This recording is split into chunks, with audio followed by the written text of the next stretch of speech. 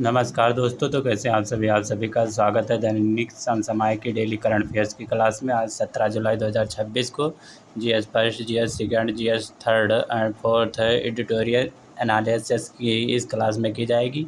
तो चलिए टॉपिक की तरफ देखते हैं। आज का agenda agenda article 371 base and 370 विशेष प्रावधान। आईआर के मुताबिक रेड सी क्राइसिस भारत पर प्रभाव इसका क्या पड़ेगा ना। और साइंस एंड टेक के मुताबिक से नासा, इसरो मिशन और इन्वायरमेंट के मुताबिक आईआर पर्सपेक्टिव से इन्वायरमेंट के COP 28 climate finance and economics perspective से ट्रेड रूट्स इम्पैक्ट कॉरिडोर में and last topic answer writing and PY की दी जाएगी। तो चलिए टॉपिक की तरफ। तो पहला टॉपिक है आईआर पर्सपेक्टिव से लाल सागर संकट और भारतीय व्यापार समझौता। तो ये चर्चा में क्यों रहा? हूथी विद्रोहियों के हमलों के कारण वैश्विक आपूर्ति श्रृंखला बाधित हो गई है। भारत में 25% निर्यात माल लाल सागर मार्ग पर रुका हुआ है और माल ढुलाई की लागत में 6 गुने की वृद्धि हुई है। सुएज नहर मार्ग के बजाय अब गुड होप द्वारा उपयोग किया जा रहा है। आर्थिक प्रभाव इससे क्या होगा भारतीय निर्यात पर? तो बढ़ते हुए माल की लागत 600% की वृद्धि हुई। रुका हुआ माल भारतीय निर्यात में 25 डाटा बता रहा है। अतिरिक्त यात्रा के समय 15 से 20 दिन लग रहे हैं। कच्चे माल का आयात 22.6 कुल होगा। निष्कर्ष भारतीय के लिए Indian middle east Europe economic corridor IMEC की रणनीतिक आवश्यकता बढ़ी है।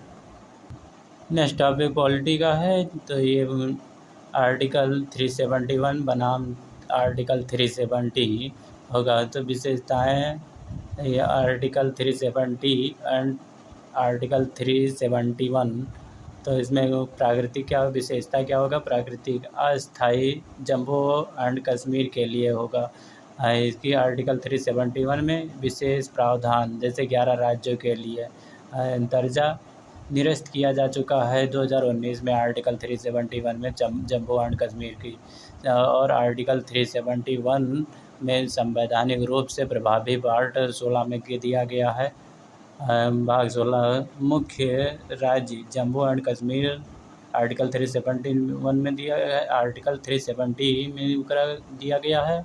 और आर्टिकल 371 महाराष्ट्र, गुजरात, नागालैंड, असम, मणिपुर आदि जैसे राज्यों को दिया गया। उद्देश्य इसका क्या है? विलय की शर्तें पिछड़े क्षेत्रों आर्टिकल 371 में पिछड़े क्षेत्रों का विकास एवं सांस्कृतिक संरक्षण करना। तो इसका भाग 16 में अस्थायी संक्रमणकालीन विशेषताओं का प्रावधान किया गया है। Next topic science and tech के मुताबिक नासा एंड इसरो के सहयोग से यह पृथ्वी की सतह में परिवर्तन को मापने वाला दुनिया का पहला उपग्रह है।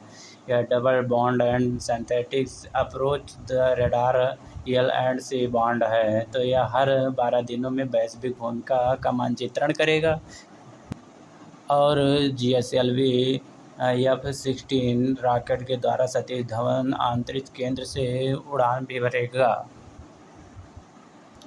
नेक्स्ट टॉपिक इन्वायरमेंट पर्सपेक्टिव से क्लाइमेट फाइनेंस एंड COP 28 परिणाम क्या है? तो ट्रेड एनालिसिस करते हैं। ग्लोबल क्लाइमेट फाइनेंस की आवश्यकता 2030 तक $4.3 ट्रिलियन प्रति वर्ष तक पहुंचने की अनुमान लगाया गया है। Loss and damage fund COP 28 में $700 ट्रिलियन की प्रारंभिक प्रतिबद्धता की जाएगी। जैसे 2020 में 2022, 2024, 2026 एंड 2030 तक यहाँ तक डाटा दिया गया है। 12% वैश्विक व्यापार का हिस्सा लाल सागर से होता है। ईड आंसुओं के द्वारा ग्रेड ऑफ ट्रेड किया जाता है। 6 लद्दाख की मार्ग आर्टिकल 244 एंड अवरोध बादलों के पार देखने की क्षमता किया जाएगा। रिवीजन माइंड मैप संक्षिप्त पुनरावलोकन, जैसे ट्रेड रूट, लाल सागर संकट और कोप रूट का विकल्प।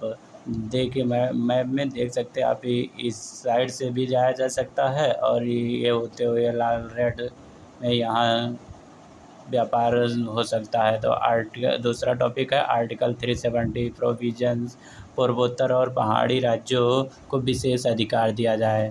तो COP 28 गोल्स क्या है? नवीकरणीय ऊर्जा को 3 गुना करना है। ये रहा prelims practice set MCQs of the day. तो लाल सागर के संदर्भ में निम्नलिखित में से कौन सा विचार करें? कथन सही है, विचार करें। यह अफ्रीका और अरब प्रायद्वीप के बीच स्थित है। यह बाब एल मंडेब जलडमरू मध्य के द्वारा अदन की खाड़ी से जुड़ता है।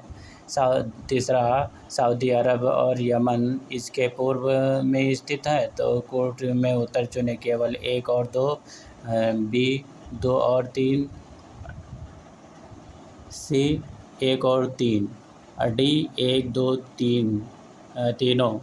ये आंसर आप कमेंट बॉक्स में बताइएगा। आंसर एंड एक्सप्लेन कीजिए। जैसे सॉरी, इसका आंसर तो यहाँ पर दिया गया है। सॉरी।